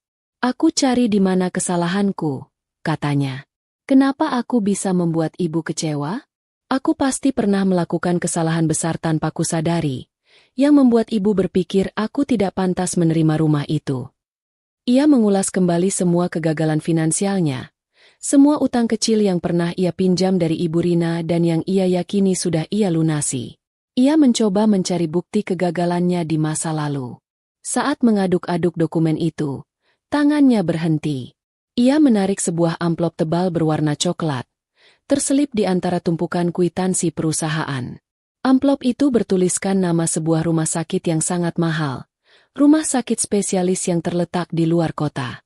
Rumah sakit yang waktu itu. Agung membuka amplop itu. Dahinya berkerut. Ini apa? Catatan medis? Siapa yang pernah sakit parah di keluarga kita dulu? Aku merasa jantungku berdetak sangat cepat. Aku sudah tahu apa isinya. Ibu Rina, dalam kepanikannya saat itu, lupa membuang amplop ini. Ini adalah bukti rekam medis Agung 15 tahun yang lalu. Agung mulai membaca isinya. Ia membaca diagnosis itu, nama penyakitnya, dan rencana pengobatan intensif. Tangannya mulai gemetar. Wajahnya yang tegang kini berubah pucat pasi. Ini catatan medis siapa, Mei? Tanyanya, suaranya nyaris hilang. Aku duduk diam, menatapnya, membiarkan dia menemukan kebenaran pertamanya sendiri. Ini nama siapa? Desaknya, menunjuk ke nama pasien yang tercantum jelas di bagian atas dokumen. Nama itu adalah namanya, Agung Pramana. Agung menjatuhkan dokumen itu. Ia terkejut, bukan karena ia mengingat penyakit itu. Ia sama sekali tidak mengingatnya. Tapi karena ia tidak pernah tahu bahwa ia pernah mengidap penyakit separah itu. Aku tidak pernah sakit seberat ini, gumamnya. Aku hanya ingat sakit kepala dan demam biasa. Ibu bilang aku cuma kelelahan. Aku tahu, Ibu Rina dan aku telah berusaha keras menyembunyikan diagnosis yang sebenarnya. Kami hanya memberitahu Agung bahwa ia menderita sakit parah biasa dan membutuhkan pemulihan lama. Kami tidak pernah menyebut kata kanker, kemoterapi, atau kritis. Ibu tidak mau kamu khawatir. Kamu masih muda, bisnismu baru berjalan, jelasku pelan. Kami melindungi mentalmu. Agung kini tidak lagi memedulikan warisan. Fokusnya benar-benar beralih pada catatan medis di tangannya. Ia menghabiskan beberapa menit hanya untuk menatap dokumen itu. Disinilah muncul momen jeda yang sangat dibutuhkan. Saat Agung sedang benar-benar larut dalam keterkejutannya, tiba-tiba terdengar suara aneh dari kamar tamu. Suara seperti orang mendengkur keras, tetapi dengan irama yang sangat aneh. Suara apa itu, Mei? Tanya Agung, panik. Aku tersenyum kecil. Oh, itu. Aku memasukkan radio kecil ke kamar tamu. Tadi malam, saat kamu batuk-batuk, aku pikir kamu kesepian. Jadi aku setel siaran musik keroncong klasik. Sepertinya kamu tidur sambil mendengkur mengikuti irama gendang. Agung mengerutkan dahi. Ia bingung harus bereaksi bagaimana. Marah karena aku menyelinap ke kamarnya? Atau malu karena ia mendengkur bersama irama keroncong? Ia memilih yang terakhir. Hentikan. Matikan sekarang. Pintanya. Suaranya sedikit malu. Aku membiarkannya tetap di sana. Humor kecil itu sejenak meredakan ketegangan yang muncul akibat dokumen medis yang baru ia temukan. Setelah keheningan kembali, Agung kembali fokus. Ia mengambil dokumen itu lagi. Biaya pengobatan ini, Mei. Ini pasti sangat mahal, katanya. Matanya kini menatapku, mencari jawaban. Sangat mahal, jawabku. Kita tidak punya uang sebanyak itu. Aku ingat betul, perusahaanku baru merintis. Desaknya. Siapa yang bayar? Aku menatapnya dengan lembut. Aku hampir saja mengucapkan nama Ibu Rina. Tapi, aku ingat sumpahku. Biarkan dia mencarinya sendiri. Siapa yang paling menyayangimu, Gung? Siapa yang paling punya aset yang rela dijual demi kamu? Tanyaku, memberinya petunjuk. Agung memikirkan pertanyaan itu. Ia teringat perhiasan emas Ibu Rina, sawah kecil yang hilang dari pembicaraan keluarga. Ia mulai menyambungkan benang-benang masa lalu.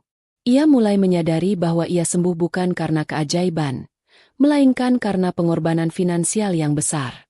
Namun, ia masih belum menemukan hubungan antara penyakit lamanya dan warisan Bima. Tapi, apa hubungannya dengan Bima dan rumah itu? Ibu tidak mungkin menolakku sekarang hanya karena aku pernah sakit kan? Itu sudah 15 tahun lalu. Agung berdiri, kembali gelisah. Aku tidak tahu, Gung, kataku, berbohong. Yang jelas, Ibu Rina pasti punya alasan yang sangat kuat untuk mengambil keputusan yang begitu menyakitkan. Mungkin ada rahasia lain yang tidak kamu ketahui. Aku melihat ketakutan di matanya. Ia tidak takut pada penyakitnya yang sudah sembuh. Ia takut pada kenyataan bahwa ia hidup dalam ketidaktahuan selama ini. Ia takut bahwa ia adalah pusat dari segala masalah. Agung mengambil kotak kardus itu dan dokumen medisnya, lalu kembali ke kamar tamu. Kali ini, ia tidak membanting pintu. Ia hanya menutupnya perlahan. Aku tahu, benih keraguan sudah tertanam. Agung kini tidak lagi fokus menyalahkanku atau Bima. Ia mulai menyalahkan dirinya sendiri. Dan yang lebih penting, ia mulai mencari jawaban di balik tirai rahasia Ibu Rina. Penggaliannya telah dimulai. Agung tidak tidur semalaman. Dokumen medis itu kini tergeletak di meja, menjadi satu-satunya fokus perhatiannya. Pikirannya bekerja keras, mencoba menyambungkan fakta penyakitnya yang disembunyikan dengan penolakan warisan yang ia alami saat ini. Ia merasa dikhianati oleh ingatannya sendiri. Ia merasa menjadi boneka yang dimainkan oleh nasib. Ia keluar dari kamar tamu dengan mata yang menyala. Kali ini, amarahnya bukan lagi diarahkan padaku, tapi pada kebenaran yang terasa licin dan tak terjangkau. Aku harus bertemu Bima, katanya tiba-tiba, saat aku sedang menyiapkan sarapan. Aku meletakkan spatula. Untuk apa? Mau menuduh dia lagi? Aku butuh jawaban. Mei. Kenapa aku disembuhkan dengan pengorbanan, lalu sekarang dihukum dengan penolakan? Apa Bima tahu sesuatu yang aku tidak tahu? Aku hanya menatapnya. Inilah saatnya. Agung harus menghadapi Bima. Jika kamu ingin Bima bicara, kamu harus datang dengan kepala dingin, Gung. Bima tidak akan bicara jika kamu mengancamnya. Aku tidak mengancam. Aku hanya akan bertanya apa sebenarnya amanah itu. Agung mengambil kunci mobilnya. Aku akan ke sekolahnya. Aku tahu dia ada di sana. Aku tidak berusaha menghentikannya. Aku tahu Bima tidak akan mengungkap rahasia itu. Tapi aku juga tahu bahwa konfrontasi ini akan mendorong Agung semakin dekat pada kenyataan pahit. Sore harinya, Bima sedang merapikan perpustakaan sekolah setelah jam pelajaran usai. Ia sedang menikmati ketenangan, saat tiba-tiba pintu didobrak terbuka. Agung berdiri di ambang pintu, tampak seperti badai yang siap meluluh lantakkan segalanya. Bima, kita harus bicara, tuntut Agung. Suaranya menggelegar di ruang hening itu. Bima, yang sudah menduga kedatangan kakaknya, mengambil napas panjang. Mas Agung, aku tahu Mas marah soal rumah. Tapi jangan di sini. Ini sekolah. Aku tidak peduli. Sekolah, kantor, atau kuburan. Aku harus tahu kenapa ibu melakukan ini padaku. Agung mendekat. Tangannya mencengkeram bahu Bima. Aku menemukan ini. Bim, kau tahu ini apa? Agung melemparkan catatan medisnya ke meja perpustakaan. Bima melihatnya. Matanya membesar karena terkejut. Ia tidak menyangka Agung akan menemukan dokumen ini. Mas, dari mana kau dapat ini? Bukan dari mana aku dapat. Tapi apa ini isinya? Aku pernah sakit separah ini. Dan ibu yang biayai. Dengan menjual semuanya. Aku berhutang nyawa pada ibu. Dan sekarang, ibu memberimu rumah itu. Agung berteriak. Air mata mulai menggenang di matanya. Air mata rasa sakit dan pengkhianatan. Aku sudah berkorban nyawa. Bim.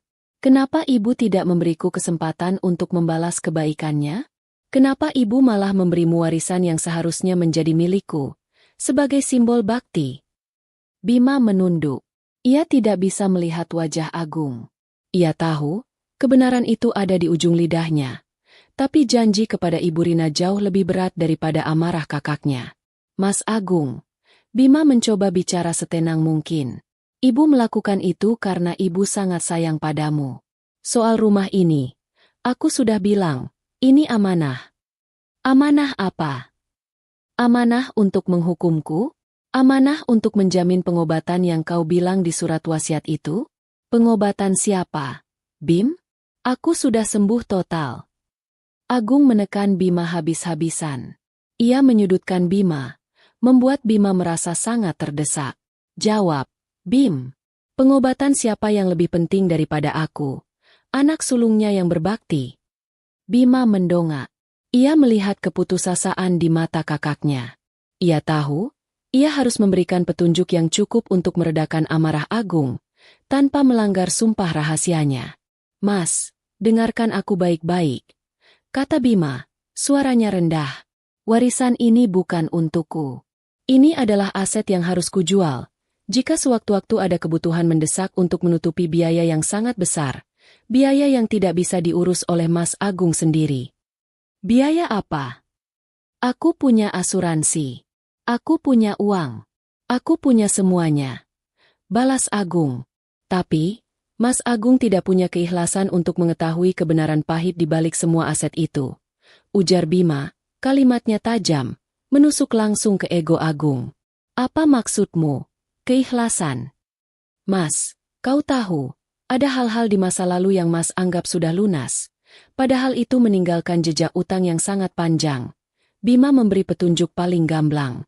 Ia berharap Agung akan cukup pintar untuk menyambungkan utang penyakitnya dengan utang bisnis yang juga pernah ia buat. Bima tahu ia harus menciptakan jarak antara Agung dan Ibu Rina untuk sementara waktu, agar rahasia Ibu Rina tetap aman. Jadi, ia mengarahkan panah tuduhan itu kembali ke Maya, seolah-olah Maya adalah sumber dari masalah ini. Mas, yang jelas, Ibu Rina tahu persis siapa yang bisa dia percaya. Dan jika Mas bertanya kenapa Ibu Rina lebih mempercayaiku, tanyakan pada istrimu. Dia tahu lebih banyak daripada yang dia katakan. Dia tahu semua detail yang Mas anggap sepele. Bima tahu bahwa kalimat ini akan memancing Agung kembali ke rumah. Ia sengaja melakukannya agar Agung berhenti mengganggu Ibu Rina dan mengalihkan fokusnya ke Maya. Maya! Agung terkejut. Amarahnya kembali menyala. Jadi, kalian bersekongkol. Kalian memang berkomplot.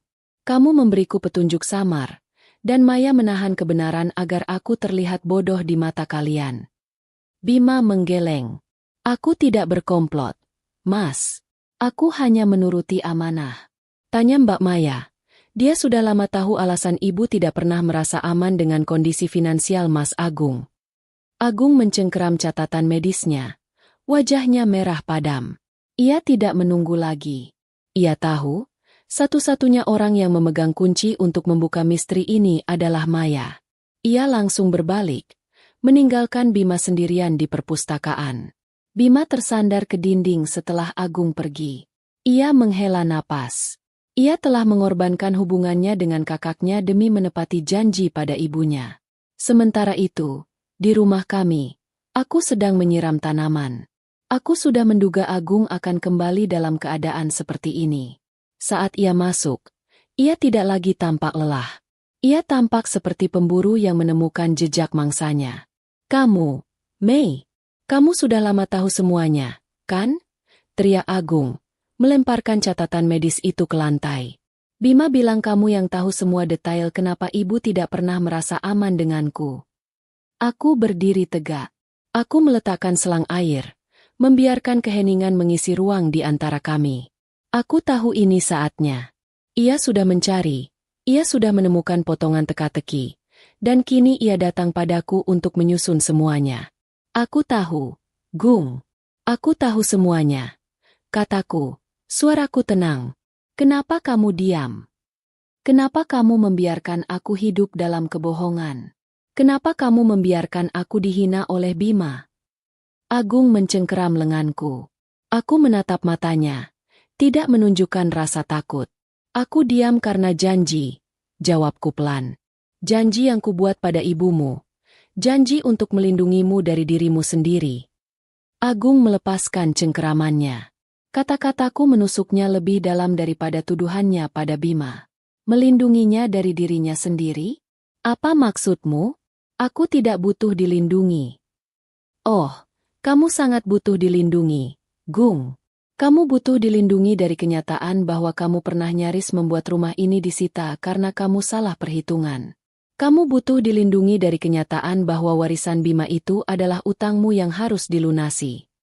Aku menatapnya lurus-lurus. Aku sengaja memberikan sedikit clue tentang utang itu. Aku tahu ia akan marah, tetapi inilah yang ia butuhkan. Kebenaran pahit, sedikit demi sedikit. Wajah Agung pucat. Ia melihat catatan medis itu. Ia melihat amarah Bima. Ia melihat diamku. Semua mengarah pada satu kesimpulan yang ia coba hindari. Ia adalah sumber masalah dalam keluarga ini. Aku tahu, setelah konfrontasi dengan Bima ini, Agung akan kembali ke kamar tamu. Tapi kali ini, ia tidak akan marah padaku. Ia akan marah pada dirinya sendiri. Dan itu adalah langkah pertama menuju penebusan. Setelah konfrontasi sengitnya dengan Bima dan sedikit petunjuk yang kuberikan, Agung mengunci diri di ruang kerjanya. Ia tidak lagi peduli dengan kamar tamu. Ruang kerjanya, dengan segala dokumen lama dan catatan medis yang tersebar di meja, kini adalah medan perangnya. Ia sibuk menghitung, mencocokkan tanggal, dan mencoba mengingat detail utang bisnisnya yang ia yakini sudah lunas. Aku membiarkannya. Aku tahu, jika aku mendesaknya sekarang, ia akan meledak. Ia harus mencapai titik nol. Titik di mana egonya hancur total oleh fakta-fakta yang ia temukan. Tapi, kesabaranku juga terbatas. Sudah hampir seminggu kami hidup dalam keheningan yang menyiksa. Aku lelah dituduh bersekongkol. Lelah menjadi istri yang dicurigai. Aku adalah penjaga rahasia. Pengorbanan terbesarku dalam pernikahan ini. Dan aku memutuskan, sandiwara ini harus segera berakhir. 6 bulan menunggu pelunasan cicilan Bima terasa terlalu lama jika rumah tanggaku terancam hancur setiap malam. Aku mencapai titik patahku pada malam itu. Aku sedang mencuci piring di dapur. Aku mendengar Agung berbicara sendiri di ruang kerjanya. Bukan marah, tapi menangis. Suara isaknya teredam. Suara seorang pria dewasa yang akhirnya menyadari betapa rapuhnya dia. Aku tidak bisa mengingatnya utang itu. Kenapa aku tidak ingat? Lirihnya. Aku berhenti mencuci. Tanganku basah. Tapi hatiku jauh lebih basah. Aku tahu, ia menangisi bukan hanya utang atau warisan, tetapi ia menangisi dirinya sendiri yang selama ini hidup dalam ilusi kesuksesan, tanpa tahu betapa besarnya pengorbanan ibu dan istrinya. Aku mengeringkan tangan. Aku memutuskan, ini adalah waktu yang tepat. Ia sudah cukup menderita. Ia sudah cukup meragukan dirinya sendiri. Sekarang, ia harus tahu kebenarannya, agar ia bisa mulai membangun dirinya kembali, bukan dari ilusi, melainkan dari fakta. Aku berjalan menuju kamar kami. Aku membuka lemari dan mengambil kotak kayu kecil yang kusebutkan di bab 2. Di dalamnya, ada bukti-bukti yang tidak terbantahkan, salinan surat wasiat, kwitansi pelunasan cicilan Bima, dan yang paling penting, sebuah rekaman suara. Rekaman suara Ibu Rina. Aku berjalan menuju ruang kerja Agung. Aku berdiri di ambang pintu. Ruangan itu berantakan, dan Agung duduk di kursi, wajahnya basah oleh air mata, memegang sebuah kwitansi lama yang sudah kumal. "Apa yang kamu mau, Mei?" tanyanya. Suaranya putus asa. "Aku mau kamu dengar ini," kataku. Aku berjalan masuk, meletakkan kotak itu di meja, tepat di samping catatan medisnya. "Kamu ingin tahu kenapa Ibu Rina memberikan warisan itu pada Bima? Kamu ingin tahu kenapa aku diam? Kamu ingin tahu kenapa ibu tidak pernah merasa aman dengan kondisi finansialmu?" Agung menatapku. Matanya penuh harap dan ketakutan. "Ini. Dengarkan sendiri," kataku. Aku mengambil alat perekam kecil dari dalam kotak. Ini adalah rekaman percakapan terakhirku dengan Ibu Rina, yang kurekam secara diam-diam beberapa minggu sebelum pengumuman warisan. Aku melakukannya bukan karena aku ingin mengkhianati Ibu Rina, tetapi sebagai pegangan terakhir jika situasi menjadi sangat buruk. Aku menekan tombol play. Suara Ibu Rina, yang lembut namun berwibawa, memenuhi ruangan itu. Suara Ibu Rina. "Mei, kamu harus berjanji lagi pada ibu. Setelah semua urusan warisan ini selesai, setelah kamu kasih tahu Agung, ibu ingin dia tahu bahwa ibu tidak pernah membencinya. Ibu sayang dia. Nak, sangat sayang. Rumah ini, setelah ibu bantu bisnis Agung yang goyah 2 tahun lalu, ibu harus menjaminkannya lagi. Dan ibu tahu, Agung tidak akan pernah bisa melunasi utang itu dengan cepat, karena dia selalu mendahulukan gengsi perusahaannya. Agung bilang ia sudah melunasi semua utangnya, tapi dia hanya melunasi bunganya. Mei, pokoknya masih besar. Bima lah yang mengurus pelunasan itu, menggunakan sertifikat yang sudah atas namanya. Bima harus menjual sebagian kecil tanah di belakang untuk menutupi sebagian utang itu, agar cicilannya ringan. Ini adalah skenario teraman. Rumah ini harus aman, Mei. Rumah ini adalah warisan Bapak. Ibu tidak mau Agung tahu bahwa dia sudah 2 kali nyaris kehilangan rumah ini karena kesalahan finansialnya. Warisan itu adalah cara ibu membuat dia aman tanpa dia harus kehilangan harga dirinya. Dia akan marah. Dia akan menyalahkanmu, Nak. Tapi tolong, bersabarlah. Tunggu sampai dia mencapai titik ini. Titik di mana dia sudah capek mencari kesalahan orang lain. Baru kamu bicara. Baru kamu tunjukkan rekaman ini. Biar dia tahu, warisan ini bukan penolakan, tapi pengorbanan. Suara Ibu Rina terputus. Keheningan menggantung di udara. Agung duduk membeku. Wajahnya yang tadi merah karena amarah kini pucat pasi, seperti mayat hidup. Ia tidak bergerak. Ia hanya menatap alat perekam kecil itu. Ia tidak hanya mendengar bahwa rumah itu digadaikan lagi. Ia mendengar bahwa ia berbohong tentang pelunasan utangnya. Ia mendengar bahwa istrinya tahu, adiknya tahu, dan ibunya harus melakukan intrik besar-besaran untuk menutupi kesalahan fatalnya. Agung mengangkat tangannya, gemetar, dan meraih kotak berisi dokumen itu. Ia menarik keluar kwitansi cicilan dari bank. Nama pembayar yang tertera di sana adalah Bima Pramana, bukan dirinya. Ia melihat angka-angka itu. Angka yang jauh lebih besar dari yang ia bayangkan. Selama ini, ia hidup dari uang yang seharusnya digunakan Bima untuk membangun hidupnya sendiri. Aku membiarkan kebeningan itu bekerja. Aku membiarkan kebenaran itu meresap ke dalam jiwanya. Kenapa kamu melakukan ini, Mei? Tanyanya. Suaranya sangat lirih. Tidak ada lagi amarah, hanya kekosongan. Karena aku sudah berjanji pada ibumu. Karena aku mencintaimu. Gung. Aku tidak mau kamu depresi jika tahu bahwa kamu, anak yang paling dibanggakan ibumu, adalah sumber dari utang terbesar keluarga ini. Ibu Rina tidak mau kamu hancur. Aku berjalan mendekat, mengambil tempat di sampingnya. Aku menyentuh bahunya. Bahu yang biasanya terasa kokoh kini terasa ringkih. Ibumu tidak menolakmu, Gung. Ibumu melindungi kamu dengan segala cara, sampai dia harus rela membuatmu membenci dia sebentar, kataku. Agung perlahan berbalik, memelukku erat-erat. Pelukan yang berbeda dari biasanya. Ini adalah pelukan seorang pria yang sangat terluka, yang baru saja kehilangan segalanya, termasuk keyakinan pada dirinya sendiri. Aku tidak tahu, katanya. Suaranya tercekat. Aku menuduhmu, Mei. Aku menuduh Bima. Aku menghina ibu. Sudah, Gung. Ibu sudah menduganya, kataku, mengusap punggungnya. Sekarang, kamu tahu yang sebenarnya. Warisan itu adalah utangmu yang harus Bima lunasi. Rumah itu adalah nyawamu yang harus Bima selamatkan. Aku tahu, keputusanku untuk melanggar janji dengan Ibu Rina dan mengungkap rekaman itu adalah risiko besar.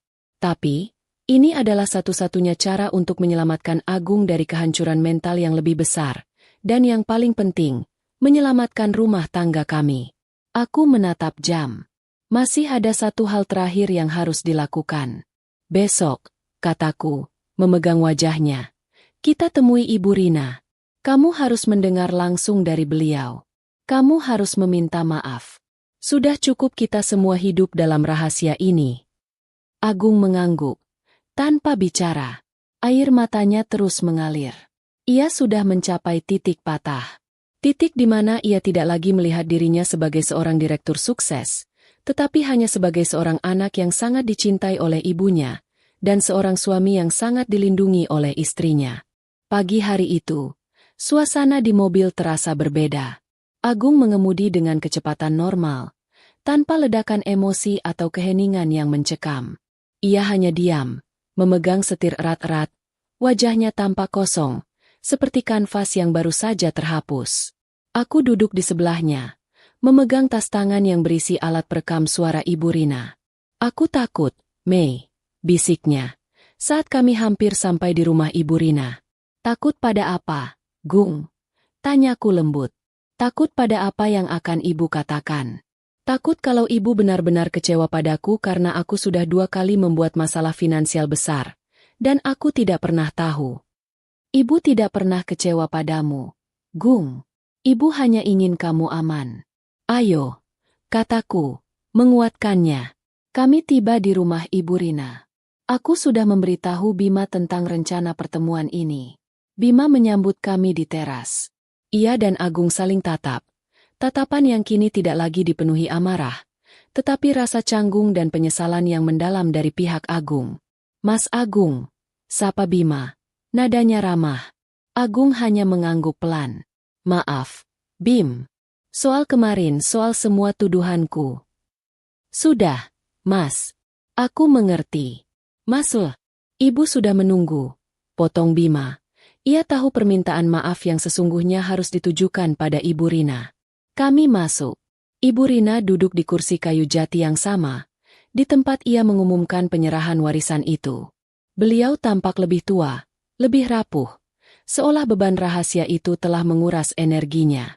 Agung berjalan ke hadapan Ibu Rina. Ia tidak duduk, ia berdiri tegak, tapi bahunya lunglai. Ibu Rina menatapnya, matanya berkaca-kaca. Agung, anakku, ujar Ibu Rina. Suaranya bergetar. Ibu. Agung tidak bisa melanjutkan kalimatnya. Air mata yang ia tahan sejak semalam tumpah ruah. Ia berlutut di hadapan ibunya, memeluk kaki Ibu Rina. Ini adalah kali pertama dalam puluhan tahun Agung menunjukkan kelemahan dan kepolosan seorang anak kecil di depan ibunya. Maafkan aku, Bu. Maafkan aku. Aku sudah menuduh ibu, menuduh Maya, menuduh Bima. Aku bodoh, Bu. Aku sombong. Aku pikir aku sudah melakukan yang terbaik untuk keluarga. Tapi ternyata aku yang membuat ibu menderita. Isaknya keras. Ibu Rina meletakkan tangannya di kepala Agung, mengusapnya dengan penuh kasih sayang. Bangun, Nak. Jangan begini. Ibu tidak pernah marah padamu. Agung bangkit. Duduk di sofa di sebelah ibunya. Aku duduk di seberangnya. Sementara Bima berdiri di ambang pintu, menjadi saksi bisu momen rekonsiliasi ini. Mei sudah menceritakan semuanya padamu. Tanya Ibu Rina pelan. Agung mengangguk, menyeka air matanya. Semua, Bu. Dari penyakitku 15 tahun lalu, sampai utang bisnisku yang ternyata belum lunas, yang ibu tutupi dengan menjaminkan rumah ini lagi. Aku tidak percaya aku sebodoh itu, Bu. Aku menuduh Maya bersekongkol, padahal dia hanya ingin melindungi rahasia ibu. Ibu Rina tersenyum getir. Warisan itu, Nak. Ibu Rina memulai, suaranya kini kembali tegas. Adalah penyamaran. Rumah ini harus ibu alihkan ke Bima agar dia punya hak hukum penuh untuk melunasi sisa utang yang mengatasnamakan aset ini. Kalau tetap atas nama kamu akan tahu semua detail utangnya, dan kamu akan jatuh. Ibu tidak mau itu terjadi. Jadi, rumah ini adalah perisai, bukan penolakan, kata Agung, akhirnya memahami makna sesungguhnya dari warisan tersebut. Ya, Nak, perisai yang dijaga oleh Bima. Bima yang diam-diam menjual tanah kecil di belakang rumah untuk menutupi sebagian utang itu, agar cicilannya ringan. Bimalah yang setiap bulan memastikan bank tidak mengirim surat penyitaan ke alamat ini. Agung menoleh ke arah Bima. Matanya dipenuhi rasa bersalah dan hormat yang luar biasa. Bim, kenapa kamu tidak pernah bilang? Aku sudah janji pada ibu, Mas. Jawab Bima tenang. Aku tidak mau membuat Mas Agung tertekan. Aku tahu, harga diri Mas Agung jauh lebih berharga daripada rumah ini. Agung menunduk lagi. Ia kini melihat dirinya sendiri dengan lensa yang benar. Bukan pahlawan keluarga, melainkan penerima pengorbanan yang paling besar. Tiba-tiba, ada suara tawa yang memecah suasana. Tawa itu berasal dari luar, dari Paman Harto yang kebetulan lewat. Wah, sudah damai ya? Baguslah. Saya lihat gulai kambingnya masih ada. Ya? Boleh saya bungkus lagi, Bu Rina? Mendengar Paman Harto yang selalu muncul di saat-saat paling tidak terduga, Agung tertawa kecil. Tawa yang tulus, meski masih diselimuti air mata. Itu adalah tawa lega, tawa pelepasan. Ibu Rina ikut tersenyum. Momen kecil itu memberi jeda. Aku mengambil tas dan mengeluarkan alat perekam. Aku menyerahkannya kepada Ibu Rina. Ibu, aku harus melanggar janji dengan Ibu untuk mengungkap rekaman ini. Maaf, kataku. Ibu Rina mengambil perekam itu, menatapku lembut. Tidak apa-apa. Nak, kamu tahu kapan waktu yang tepat. Kamu sudah menyelamatkan Agung dari kebodohannya sendiri. Agung memegang tanganku erat-erat. Ia tahu, aku yang mengambil risiko terbesar, mempertaruhkan pernikahanku demi janji pada Ibu Rina. Terima kasih, Mei, bisiknya. Kata-kata itu jauh lebih berharga daripada rumah manapun. Ibu Rina kemudian mengambil surat wasiat yang ada di tangannya. Rumah ini, Nak, katanya, menatap Agung dan Bima bergantian, akan tetap atas nama Bima sampai semua urusan utang ini benar-benar selesai. Biarkan Bima mengurusnya. Ini adalah amanah terakhir Ibu. Tapi setelah itu, Bima, kamu bebas. Jual rumah ini, dan bagi rata uangnya untuk kamu dan Agung. Atau, kembalikan ke nama Agung jika kalian setuju. Tidak, Bu, kata Agung cepat. Rumah ini seharusnya tetap jadi milik Bima. Dialah yang menyelamatkan rumah ini. Warisan yang sesungguhnya itu adalah nyawaku yang Ibu selamatkan. Mas Agung. Bima mencoba membantah. Dengar, Bim. Aku sudah merusak rumah ini 2 kali. Aku tidak punya hak. Kamu sudah berkorban paling banyak. Terimalah ini sebagai hakmu, Agung bersikeras. Ibu Rina tersenyum lega. Konflik yang ia ciptakan sebagai perisai akhirnya mencapai tujuan utamanya. Agung akhirnya sadar akan kesalahannya dan bisa berdamai dengan adiknya. Kebenaran telah terungkap. Rahasia itu telah hilang. Dan yang tersisa kini adalah penyesalan Agung yang mendalam, dan rasa syukur yang tak terhingga. Perjalanan pulang dari rumah Ibu Rina terasa seperti perjalanan baru. Bukan karena pemandangan yang berubah, tetapi karena beban yang kami bawa telah terangkat. Agung tidak lagi membisu. Ia bicara, tapi bukan dengan nada amarah. Ia bicara dengan suara penyesalan yang mendalam. Sesampainya di rumah, Agung langsung menuju kamar utama. Ia tidak kembali ke kamar tamu. Ia duduk di tepi ranjang, memegang kepalanya. Matanya masih merah sisa tangisan di depan Ibu Rina. Aku tidak bisa memaafkan diriku sendiri, Mei, katanya, suaranya seperti bisikan. Aku sudah membuat Ibu dan Bima menderita. Dan aku menuduhmu sebagai pengkhianat. Aku bahkan mengira kamu lebih mencintai Bima daripada aku.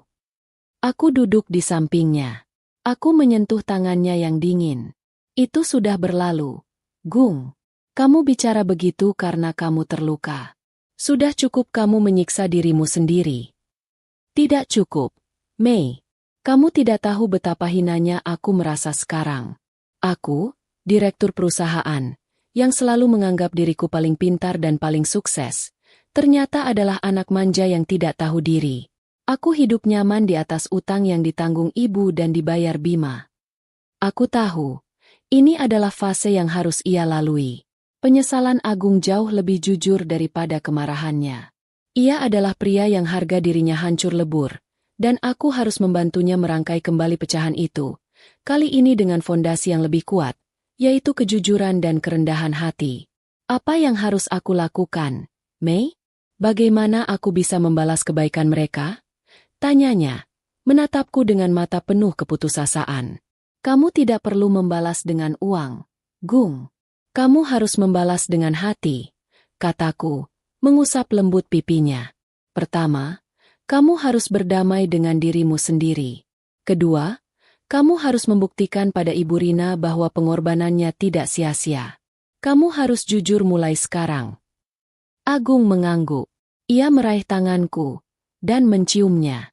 Maafkan aku, Mei, atas semua kata-kata kasarku, atas semua tuduhan bodohku. Kamu adalah istri yang paling luar biasa. Kamu menahan badai ini sendirian demi menjaga nama baikku. Aku memaafkanmu, Gung. Aku tidak pernah marah. Aku hanya menunggu waktu yang tepat. Jawabku. Aku merasakan hatiku lega. Badai besar itu telah berlalu, dan perahu rumah tangga kami, meski sempat oleng, kini berlayar kembali. Langkah pertama yang Agung ambil adalah membersihkan kekacauan di rumah. Ia menghabiskan sore itu membersihkan ruang kerjanya yang berantakan. Ia menyimpan catatan medis dan rekaman Ibu Rina kembali ke dalam kotak. Tetapi kini ia tidak lagi menyembunyikannya. Ia menyimpannya di laci yang mudah ia jangkau, sebagai pengingat abadi akan pengorbanan ibunya. Ia juga mengambil inisiatif untuk menelepon Bima. Aku mendengarnya berbicara di ruang tamu. Suaranya rendah dan tulus. "Bim, aku tahu kata, maaf, saja tidak cukup.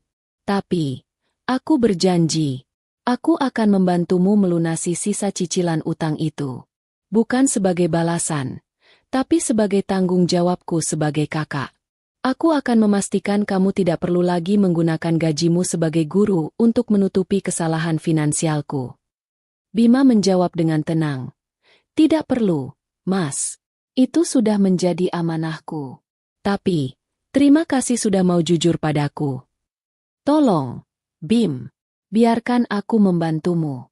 Dan soal rumah itu, aku serius. Itu hakmu. Aku tidak akan mengambilnya." Perdebatan kecil itu membuatku tersenyum. Dulu, mereka bertengkar memperebutkan hak. Sekarang mereka bertengkar karena saling ingin berkorban.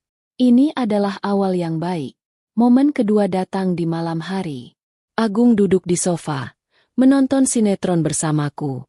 Sinetron yang sama yang aku tonton malam itu saat ia mengunci diri. Tiba-tiba, ia menoleh ke arahku. "Mei, besok kita buat voice note untuk Ibu Rina." "Ya." "Untuk apa?" "Aku mau merekam permintaan maafku yang paling tulus. Aku mau berjanji pada ibu. Aku akan menjadi suami yang lebih baik untukmu. Dan aku akan menjadi anak yang lebih jujur. Aku tidak mau ibu terbebani lagi. Aku ingin ibu tahu. Aku sudah dewasa. Aku sudah siap tahu kebenaran, seburuk apapun itu." Aku mengangguk. Haru. Itu adalah ide yang sangat bagus. Sebuah janji yang direkam adalah janji yang mengikat. "Tentu, Gung. Kita rekam besok," kataku. Aku melihat Agung di sampingku. Ia terlihat lelah, tapi kini ia diselimuti kedamaian. Ia tidak lagi berusaha menjadi Chief Executive Officer, CEO, yang sempurna. Ia kembali menjadi Agungku, suamiku yang rentan namun jujur. Aku memeluknya. "Terima kasih, Gung, sudah mau mendengarkan hatimu." Ia membalas pelukanku erat-erat. Malam itu, kami tidur di kamar yang sama lagi. Tidak ada lagi perpisahan. Tidak ada lagi tuduhan. Yang ada hanyalah kehangatan dari dua orang yang kembali menemukan satu sama lain setelah badai. Aku tahu, perjalanan kami belum selesai. Memperbaiki hubungan dengan Ibu Rina dan Bima butuh waktu. Dan melunasi utang itu butuh usaha. Tapi, fondasinya sudah ada. Agung sudah menerima bahwa ia bukanlah korban penolakan, melainkan penerima pengorbanan yang luar biasa. 6 bulan berlalu. Rumah tangga kami berubah total. Agung benar-benar menepati janjinya. Ia tidak hanya membantu Bima melunasi sisa cicilan utang rumah itu, tetapi ia juga bersikeras memberikan sejumlah dana tabungannya kepada Bima, sebagai pengganti uang hasil penjualan tanah kecil yang digunakan Bima untuk menutupi utang lama. Bima, meskipun awalnya menolak, akhirnya menerima. Bukan sebagai hadiah, melainkan sebagai ganti rugi atas pengorbanan finansial yang telah ia tanggung selama bertahun-tahun. Hubungan kedua kakak beradik itu kini dipenuhi rasa hormat yang mendalam, bukan lagi persaingan. Agung mulai menghargai ketulusan Bima, dan Bima mulai menghargai tanggung jawab Agung. Rumah Ibu Rina, rumah peninggalan bapak, akhirnya lunas sepenuhnya. Sertifikat itu kini bersih dari segala beban utang, berkat perjuangan tersembunyi Ibu Rina, Bima, dan akhirnya, Agung. Sesuai janji, Bima menyelenggarakan pertemuan kecil di rumah Ibu Rina. Hanya ada kami berempat. Ibu Rina, Agung, Bima, dan aku. Ibu Rina terlihat lebih sehat. Senyumnya kini benar-benar tulus dan bebas dari beban. "Anak-anakku," kata Ibu Rina, meletakkan sertifikat rumah yang sudah bersih di meja. Warisan ini sudah selesai. Ibu sudah mengembalikan warisan ini kepada kalian, tanpa beban. Ibu Rina menatap Bima. Bima, sesuai kesepakatan, rumah ini sudah atas namamu. Sekarang, bagaimana keputusanmu? Bima mengambil sertifikat itu. Ia memandang rumah itu, tempat kenangan masa kecilnya, tempat ia diam-diam menanggung beban utang kakaknya. Aku tidak akan mengambil rumah ini, Bu. Kata Bima. Mantap. Rumah ini adalah tempat Mas Agung tumbuh. Mas Agung butuh tempat untuk berdamai dengan masa lalunya. Aku sudah mendapatkan warisan yang lebih berharga. Uang tabunganku kembali, dan aku mendapatkan kembali kehormatanku di mata Mas Agung. Bima mendorong sertifikat itu ke hadapan Agung. Mas Agung, ambillah. Aku akan mengurus surat balik namanya ke nama Mas. Aku tidak mau hadiah dari utang yang Mas buat, kata Bima, tersenyum. Agung menatap sertifikat itu. Ia tidak lagi melihatnya sebagai simbol kekayaan atau harga diri. Ia melihatnya sebagai monumen pengorbanan. Tidak, Bim. Aku tidak mau rumah ini, kata Agung. Rumah ini seharusnya tetap jadi milikmu. Kamu yang menyelamatkannya. Kamu yang pantas mendapatkannya. Aku tidak mau mengulang kesalahan yang sama dengan mengambil aset yang tidak layak aku miliki. Agung dan Bima saling berebut untuk tidak menerima warisan. Melihat pertengkaran kecil itu, Ibu Rina tertawa, tawa yang lepas dan bahagia. Sudah, cukup, kata Ibu Rina, menengahi. Kalian ini, dulu bertengkar karena uang, sekarang bertengkar karena kebaikan. Jadi begini saja. Ibu Rina mengambil sertifikat itu kembali, lalu menyerahkannya padaku. Maya, kamu yang pegang, putus Ibu Rina. Kamu yang paling jujur dan paling bertanggung jawab. Balik nama rumah ini, jadikan atas nama kamu dan Agung. Anggap ini sebagai warisan yang menyatukan kalian kembali. Kalian berdua harus menjaganya bersama. Agung dan Bima tidak bisa membantah lagi. Keputusan Ibu Rina adalah keputusan yang paling bijaksana. Aku menerima sertifikat itu, merasa terharu. Aku tahu, warisan ini adalah hadiah terbesarku. Bukan karena nilainya, tetapi karena warisan ini adalah bukti nyata bahwa aku berhasil menjaga janjiku, dan aku berhasil menyelamatkan rumah tanggaku. Saat kami pamit pulang, Agung memeluk Ibu Rina erat. Bu, aku tidak akan pernah lupa pengorbanan Ibu, katanya. Terima kasih sudah memilih melindungi harga diriku. Meskipun itu berarti Ibu harus menyakiti perasaanku. Seorang ibu akan selalu melindungi anaknya. Nak, jawab Ibu Rina. Kamu sudah mendapatkan pelajaran berharga. Agung, jadilah suami dan anak yang jujur mulai sekarang. Dalam perjalanan pulang, aku menatap Agung. Ia tampak jauh lebih muda, tidak lagi dibebani oleh citra kesuksesan yang harus ia jaga. Aku menyesal, Mei, katanya. Aku menyesal karena aku menyia-nyiakan 25 tahun pernikahan kita hanya untuk mencari pengakuan di mata orang lain. Aku butuh ibu menolakku agar aku sadar. Warisan itu memang memecah rumah tangga kita sebentar. Gung, kataku, tersenyum. Tapi, warisan itu jugalah yang menyelamatkan rumah tangga kita selamanya. Aku tahu, Agung belajar sesuatu yang sangat penting. Ia belajar bahwa warisan sejati bukanlah rumah, tanah, atau uang.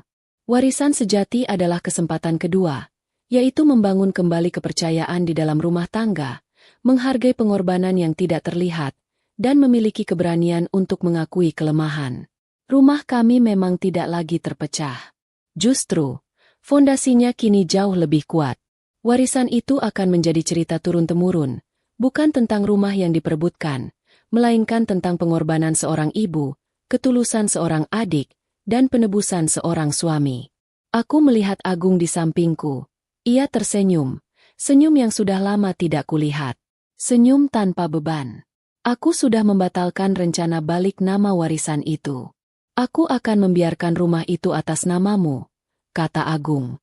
Kamu yang pantas menerimanya, Mei. Aku akan menerimanya, Gung. Tapi kita akan menjaganya berdua, kataku, menggenggam tangannya. Kami pulang, membawa sertifikat yang bersih, dan hati yang sudah bersih pula. Cerita tentang warisan yang memecah rumah tangga ini telah selesai, digantikan oleh kisah tentang keluarga yang menemukan kembali cinta sejati di balik tumpukan utang dan rahasia lama.